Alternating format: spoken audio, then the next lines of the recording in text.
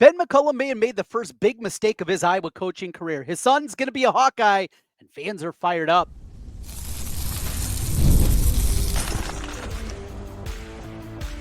You are Locked On Hawkeyes, your daily podcast on the Iowa Hawkeyes. Part of the Locked On Podcast Network, your team every day.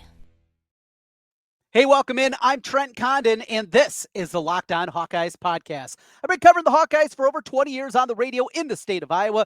Currently, you can hear me on the Iowa Sports Radio Network with stations in Iowa City, Cedar Rapids, Sioux City, the Quad Cities, along with our flagship station, 106.3 KXNO in Des Moines. You can hear me each weekday from noon to 2, talking the world of sports. Today's episode of Locked On Hawkeyes is brought to you by FanDuel. Right now, new customers can get $200 in bonus bets when your first $5 bet wins. We got some Hawkeye news and notes to get into today. We have to get into a lot of basketball talk, including the decision by Ben McCollum to bring his son with him on the team. We're going to talk about that. And Tom Kakert is going to join us from HawkeyeReport.com. The latest on that perspective, plus a look at Iowa's non-conference basketball schedule, including the game in Des Moines against Bucknell. We'll get into all that and more coming up with Tom Kakert. But we begin today in what feels like a little bit of an emergency after the press release. The Friday news dump comes down from the University of Iowa that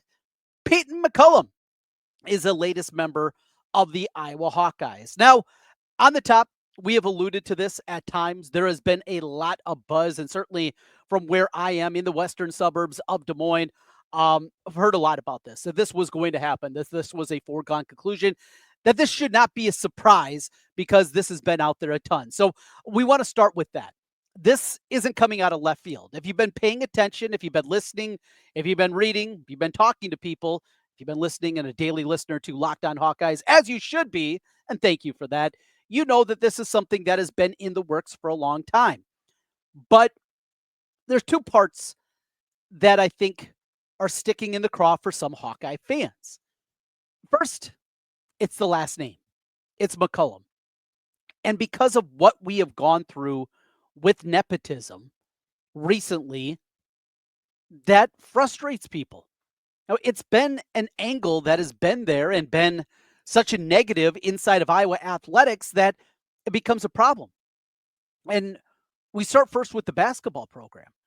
And what we saw with McCaffery bringing his two sons aboard. Now, there is no doubt it was not a stretch for either of those guys to be Iowa Hawkeyes. They were both rated as top 150 players nationally. It wasn't a talent thing. For both of those guys, there were a number of different issues. And it was also, at times, playing time. There was also the question is, you bring in a guy like Connor McCaffery when he committed to Iowa, and he was trying to do the baseball thing, and that didn't work. It was too much.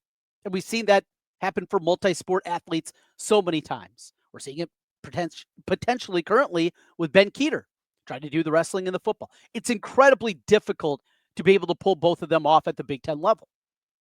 But with Connor, it wasn't just that he was there. And Connor did a lot of great things. I was a supporter of Connor, and certainly when he started to shoot the ball a little bit better later in his career.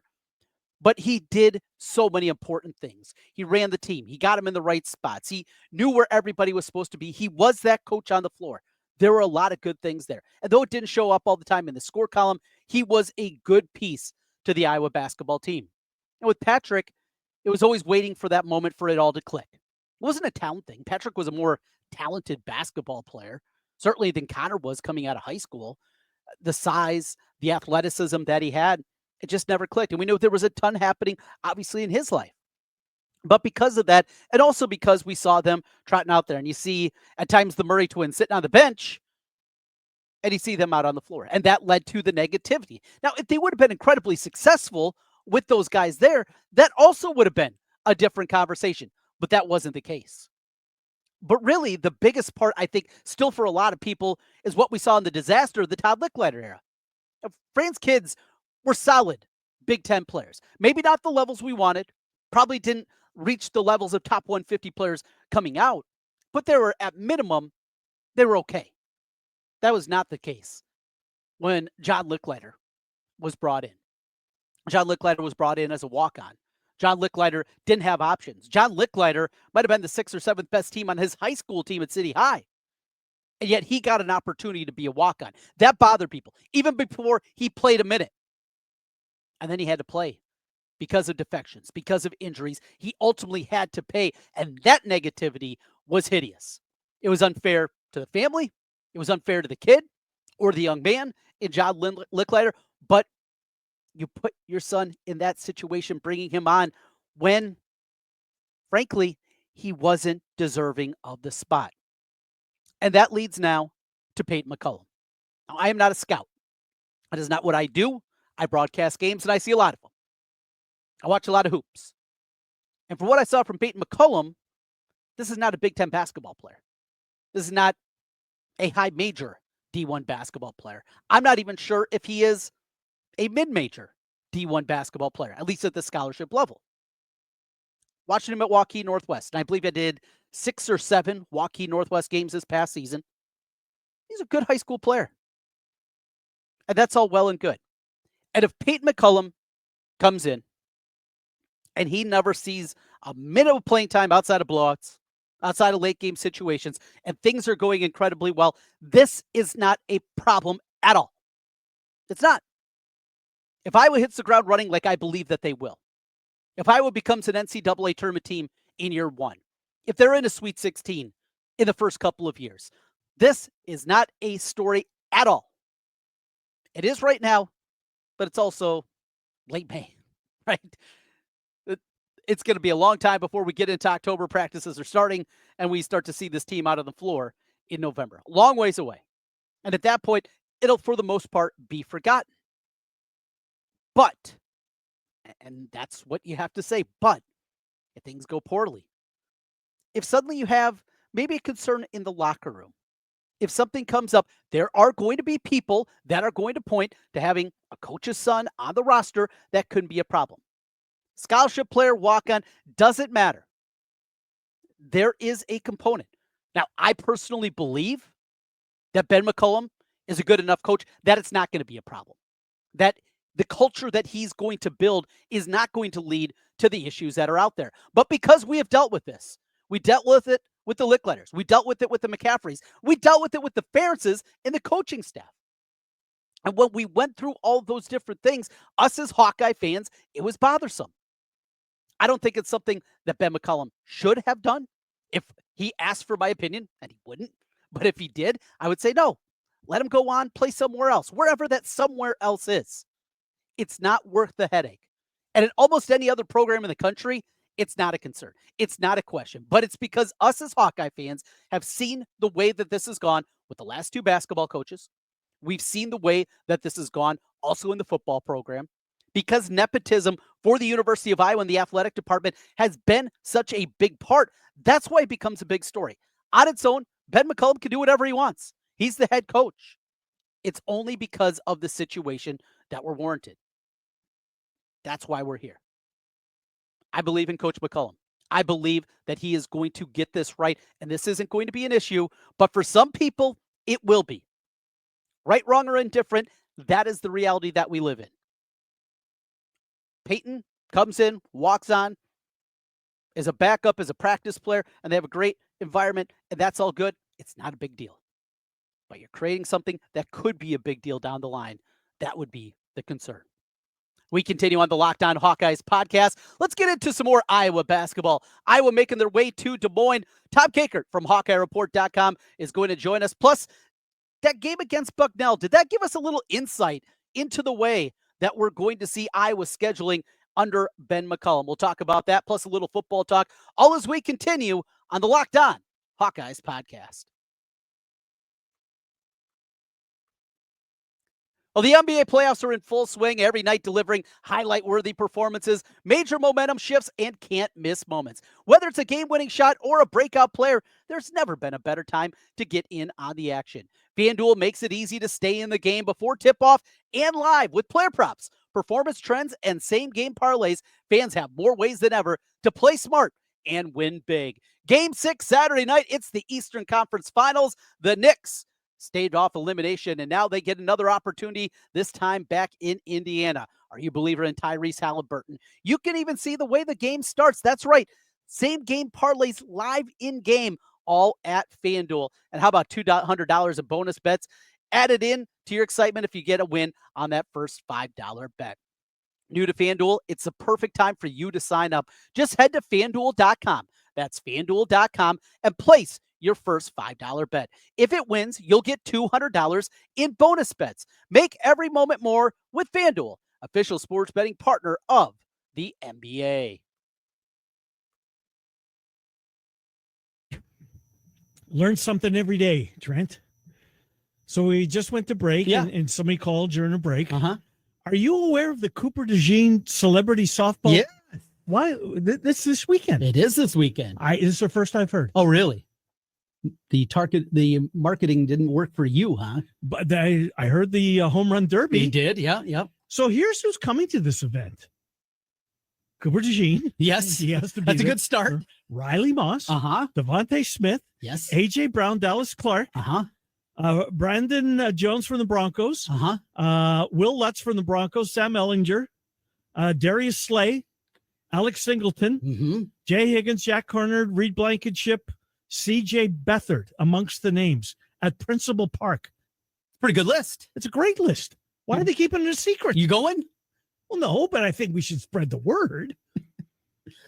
Well, Cooper, I mean, if he wants to be on the air, we probably can find a spot for him. I wish that we would have known this, man. Well, next year. So this is the first year of this, right? This is year 2, I believe. Is it really? Yes. Oh, God. Man, I thought it touched. See, I'm telling you, we're dumber because we don't get the newspaper at our front door. I am. That's a part. It is for sure. Yeah. It is for sure. I read the sports section, DesMoinesRegister.com. That's it. When the paper came to the front door, every section except the comics and the TV thing. You missed those. Oh, God. I had no idea. If you got tickets to it, enjoy it. Sounds like a hell of an event. Yeah. It really does. Tom, did you know about this, Tom Kakert? I did. You live in the eastern part of the state, and you knew. All proceeds will go to the children's hospital too. Awesome. University of Iowa children. Keeps getting better. I shouldn't say all proceeds, but a portion of the overall ticket sales is what the release. I've seen it now. Yeah, buy now and support the University of Iowa Steed Family Center. That's great. Yeah. And if people are interested, Zach Johnson will be having his golf thing up in Cedar Rapids. I think it's June 30th, but I'm not sure. But Coop's playing in that. Is he? Is that what Caitlin played in last year? Or was that no, that was 2 years ago? That was the John Deere Classic. Right. That was the John Deere Classic, and they're going to have Riley Moss and T.J. Hawkinson playing at the John Deere Classic on the Wednesday of Pro-Am Day this year. Now get to practice, Riley Moss. You got a hell of a defense you're going to be playing for, and we'll see where that goes. Anyways, thanks for coming on, Tom. I appreciate it. Didn't get to your normal introduction. HawkeyeReport.com. Wanted to do that for you. So the Bucknell game was announced. Look, I get it.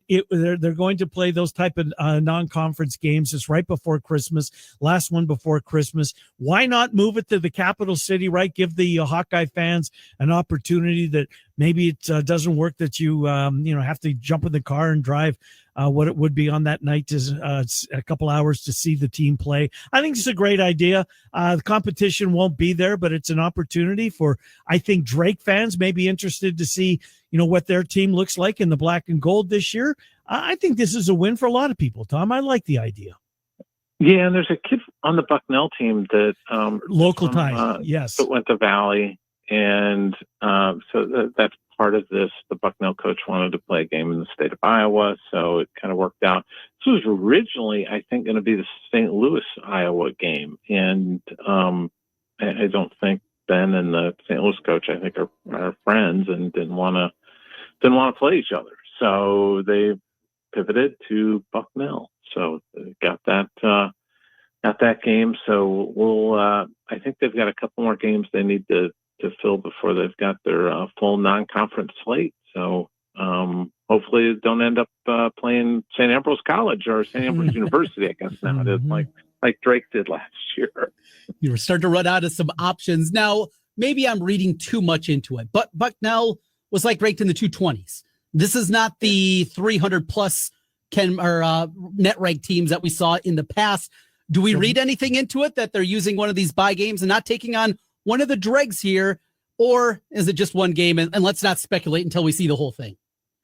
Yeah, I think part of the challenge, honestly, is that a lot of the schedule stuff was left to them, and that was like not a top priority coming out of the gate. They were trying to build a roster. And so now you're just trying to scramble to fill out your games. But they've got the Xavier game, they've got the thing in Palm Springs, they got Iowa State. You got 11 of those non-con games, and that it's 4 of them, and you get the Bucknell game now. So it's just there's limited opportunities for it. But I don't know that Ben's going to come out of the gate trying to schedule a bunch of bears. Yeah. He's just gonna try and schedule some competent games and get them to the meat and potatoes of the Big Ten schedule. Can you fill us in what happened with Ashton Williamson and his decision? Was it a mutual parting of ways? Because we never saw anything official. He announced on Instagram. You guys, I know, and all the recruiting sites had stuff about it. So how did this all shake out? And does it mean, as I heard you interviewing Sasha on your podcast earlier in the week, that maybe they got somebody else in the cards? Yeah, it seems like it was kind of like a mutual thing from what I understand, but everybody's kind of being coy about it when I bring it up. So it just seems like it's mutual. But yeah, I talked to Josh Sash and asked him if they were done, and he said, well, 1, maybe 2. And I was like doing the math, and I'm like, 2. That kind of puts you in a different situation. But the big man market's kind of picked over, and then of course I immediately went to like, oh, maybe they're going to get that kid from High Point, and then like 30 minutes later he commits to USC. So yeah, I think the interesting thing that he said, the team's getting on campus, as we speak today, this weekend. All the players are going to be gathering in Iowa City, and then they're going to start workouts on Monday. And he said, we may think we know what we need, but after we do workouts for a week, we may realize we need something different. So it's probably going to be something where they're going to wait a week and then kind of reassess based on what they've seen in practice as far as what they need. Will the media have an opportunity to watch practice, or to certainly get some media veiled as McCollum tries to spread the word about his roster? Might they be more willing, maybe this year number 1, to allow us to take a peek behind the curtain? Yeah, I think that's going to happen, but I think it might be a little bit before I don't think they want us in there week 1. Right. That makes sense. But I think maybe, I know we're getting a whole bunch of opportunities for the women's team, which is awesome. And hopefully we'll get a few for the men's team. Can't hurt to sell a few tickets, getting to look at these teams. And, there might be some things they do. It would be interesting, and I think they're at least kicking the tires on it, is do one of those kind of exhibition games that some places have done for charity, that are open to the public. And I think that might help kind of fill that void of, we're not playing these powerhouse conference or powerhouse non-con games, but hey, what if we play an exhibition against, I don't know, Mizzou or somebody like that, or, just a kind of a fun exhibition game against somebody that's pretty decent. I think that would be interesting to Iowa fans. How about Drake? Yeah, that might be a little awkward. But how about, Texas Tech? He and played last year. The head coach. Yeah, they played in the secret scrimmage last year. He and Grant McCasland are really good friends, and I know Texas Tech is going to probably be good again this year. It will be, yeah. And you know what? Boatloads of money down there. They sure do. I'm seemingly an endless supply. And that was the first inkling that, you know what, Drake might have something here, because they played Texas Tech really tough, if memory serves, in that. I mean, I didn't see it, obviously, but just the reports that followed, that this was a nip and tuck affair. So, I mean, I don't expect McCollum's streak of winning his conference year to continue this year. But man, sounds like he's a hell of a coach. I can't wait. So what should expectations be, Tom, when it comes to his team this year? Realistic. Pull your board at HawkeyeReport.com. What is realistic expectations? Yeah. I think the expectations of fans right now is that they'll be in the NCAA tournament. Yeah, I think so too. I really do. I think that's a fairly reasonable expectation, but they made that jump from, but it's only like one guy now. It's Sturts who made that jump from D2 to D1 level, and now to the highest level. The rest of those guys only made the one jump, just to Drake. So, but they've got guys that I think are intriguing. I'm interested, but I will say this: I think that the jump from the Valley to the Big Ten is, I think, a little bit larger maybe than what you think, and it's going to be a challenge for them. There's going to be an adjustment, because Fran used to always say it's 20 monsters, and he's right. I mean, it is 20 monsters, and I don't know that the Valley was all that great last year. It was good, but that wasn't like a vintage Valley year last year. Yeah, and outside of Bradley and Drake, I think there was a pretty big gap when you get to that next tier team. Definitely with you on that part. Hey, Tom, kickoff times are out. We got a couple of, for many fans, I think, a disappointing 11 a.m. kickoff time. One, Black Friday against Nebraska. The other, the Cyhawk. What's better, though, 11 a.m. for the Cyhawk game or for the Black Friday Nebraska game? Which one do you like more at 11 a.m.? Well, I'd rather the Cyhawk game be a little later. I don't mind the 11 a.m. for Nebraska, just because, and I'm completely selfish on these things, because I got to travel. I got to drive home after the game, and it's a little bit easier and to get home after an 11 a.m. game and get back home. So that's totally selfish for me. I don't mind the 11 a.m.s as much as some people do, and I know people are already complaining, well, we'll probably get like early games for Oregon and Penn State, and we get 6 p.m. games for UMass and Albany. But although the Albany game, the weird 5 p.m. start, can't remember we had one of those, but that's the world we live in, isn't it? Yeah, TV dictating everything. How many night games will there be? Legitimate night games, Tom? I think one of the Big Ten slate, one of the Oregon or Penn State games going to be a night game. Boy, I both think. of them, my God, they're both marquee, obviously.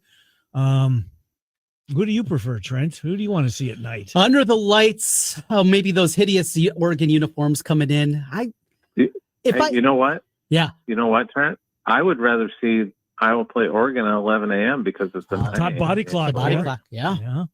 That's not a bad thought either. And we maybe saw that against Washington last year. There's just something about that Oregon game. And maybe it's because on the Lockdown Network, we got a loudmouth Oregon fan that runs the Oregon side of things. But I think Iowa's got something for them. It's going to be cold. It's going to be a different kind of environment. And if it is a night game, I don't know. Am I crazy here? Can Iowa hang around against Oregon, or is that just different in the pace that they play at? Is Dante Moore good? We don't know. Well, we think. I don't know. That's the thing. He threw a lot of interceptions that one year, with a pretty good coach. So I'm going to withhold judgment on them until I see that Dante Moore is good. He might be good, but Phil Parker's got. I always say this. There's a graveyard of guys like Dante Moore that Phil Parker has gotten. Yep. So we'll see. Yeah, we'll see. What did his UCLA team do that year that he was recruited? Do you remember? What was that, 2 years ago? Yeah, that was Chip's last year there. Did they get to a bowl? I don't think they did. I don't think they got to a bowl game. Yeah, I don't think they did either. Well, we'll see. Yeah, I kind of want to see Penn State on the line. Well, we'll get what we get, right? And we'll be happy with it. Tom Kakert, what do you got coming up this week at HawkeyeReport.com? We've got a big thing up right now. Coming up this month is a bunch of official visits for football. I mean, and they used to do just like the one big weekend at the end of the month. Now these kids kind of dictate when they're like, yeah, we're coming in this weekend. They're not going to hang for your big party at the end of the month. So we've got a whole preview of 3 big weekends where they're going to have official visitors. So it's going to be a huge month for football recruiting. So we've got that previewed. That'll start next weekend. So it's a busy time coming up. And hopefully that includes many opportunities to talk to McCollum and the squad as well here in the weeks ahead. Good stuff, Tom Kakert. Thank you as always, buddy. We'll talk to you next week. Thanks, okay. Tom. Thank you. Yep, good to talk to you. Tom Kakert, HawkeyeReport.com.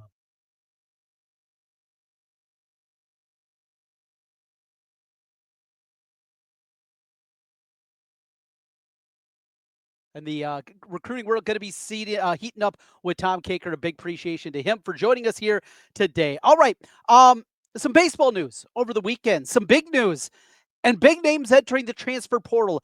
Iowa baseball in crisis mode. Kind of feels like it when we come back. Locked On Hawkeyes.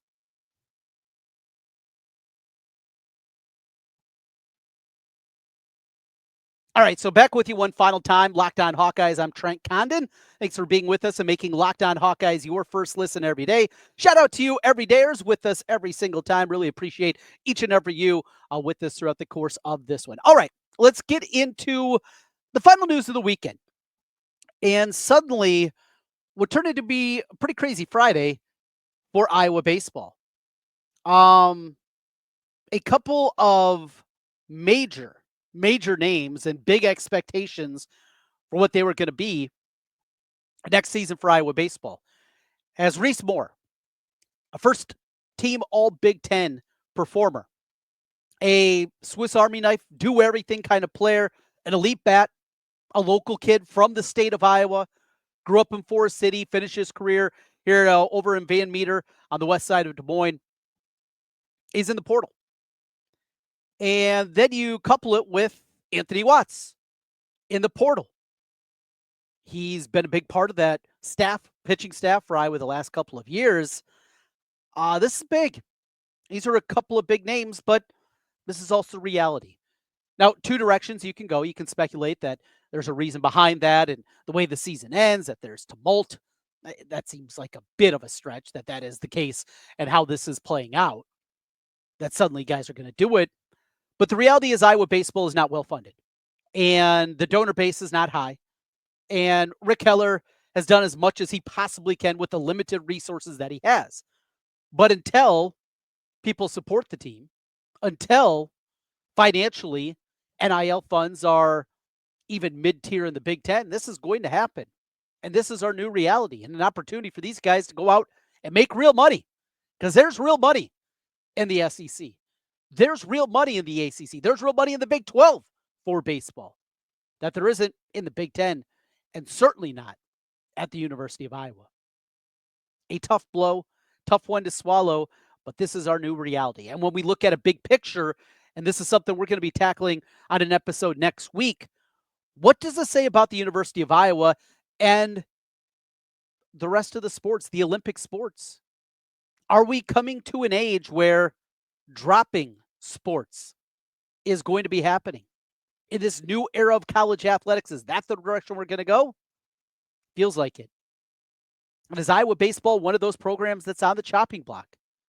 Definitely makes you wonder, even with the successes of this year and after it finishes up and after the retirement of Rick Heller, whenever that happens, what does that mean for this program going forward? Something to chew on over the weekend. We'll come back with some positive vibes on Monday. Your team every day. That's what we do here on the Locked On Network. Thanks for being with us and making Locked On Hawkeyes your first listen every day. And make sure you check it out, the portal. Brian Smith doing great work with the latest rumors, portal entries, and signing all in college football. Be the most informed fan on the rapid changes to the college football landscape with the portal. You can find the portal on YouTube or wherever you listen to podcasts. Your team every day. That's what we do here on the Locked On Network. I got you covered on the Hawkeye front. We'll talk to you again next week. Until then, go Hawks.